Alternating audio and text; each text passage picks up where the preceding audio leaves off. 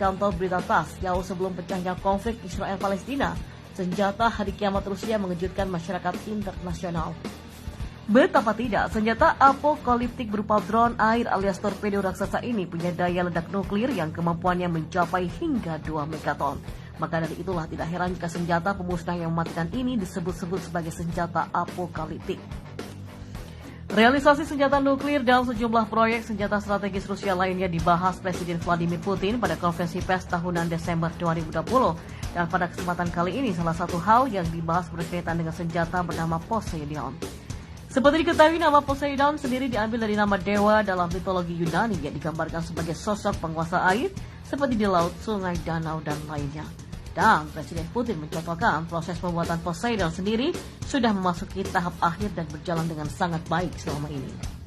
Kemampuan senjata nuklir apokaliptik ini juga bukan lelucon. Bayangkan saja, senjata ini punya jangkauan hingga 10.000 km yang memungkinkannya untuk mempengaruhi luasnya lautan di dunia. Dan sebagai perbandingan, jika Poseidon diluncurkan dari Laut Barents atau Kutub Utara, maka nuklir berbentuk torpedo ini mampu menyeberang ke Atlantik Utara. Kemudian saat meledak, hulu ledak Poseidon mampu menciptakan guncangan dan gelombang tsunami yang tingginya bisa mencapai puluhan meter.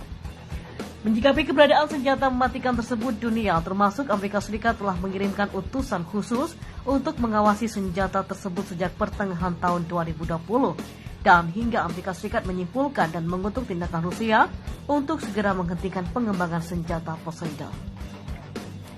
Kutuk Israel, Republik Indonesia maksimalkan 4 senjata diplomasi ini. Presiden Joko Widodo mengutuk keras serangan Israel ke Palestina yang telah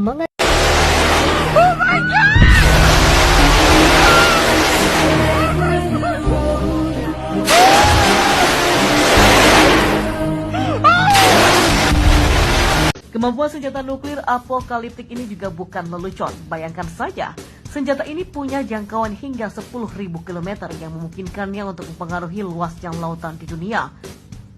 Dan sebagai perbandingan, jika Poseidon diluncurkan dari Laut Barents atau Kutub Utara, maka nuklir berbentuk torpedo ini mampu menyeberang ke Atlantik Utara. Kemudian saat meledak, hulu ledak Poseidon mampu menciptakan guncangan dan gelombang tsunami yang tingginya bisa mencapai puluhan meter. Menyikapi keberadaan senjata mematikan tersebut, dunia termasuk Amerika Serikat telah mengirimkan utusan khusus untuk mengawasi senjata tersebut sejak pertengahan tahun 2020.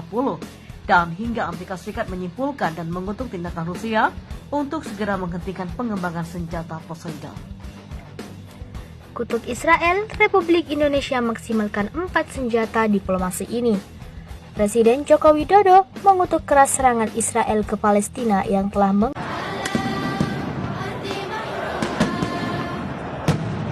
Warga Palestina yang tengah sholat tarawih ini langsung panik. Mereka bertahan di dalam masjid karena tertahan oleh aparat keamanan Israel.